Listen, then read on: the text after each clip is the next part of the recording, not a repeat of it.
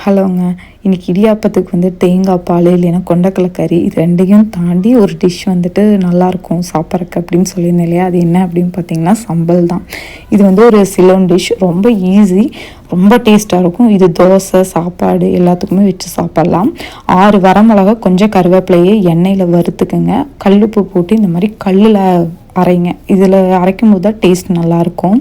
இதில் நல்லா அரைச்சிட்டு சின்ன வெங்காயம் இருந்ததுன்னா 10 சின்ன வெங்காயம் ஆட் பண்ணுங்கள். சின்ன வெங்காயம் இல்லை அப்படிங்கிறப்போ ஒரு அரை பெரிய வெங்காயம் மட்டும் ஆட் பண்ணிக்கலாம். இதை வந்து நல்லா கல்லில் வந்து இடிக்கணுங்க. இடித்தது ஓரளவுக்கு நல்லா நசுங்கியிருக்கும் இல்லையா? அந்த ஸ்டேஜில் வந்துட்டு லெமன் புளியலாம். நான் லெமனுக்கு பதிலாக இன்னைக்கு கொஞ்சமாக புளியை வந்து தண்ணியில் ஊற வச்சு அந்த புளியை மட்டும் எடுத்து இதோட அரைச்சிக்கிறேன்.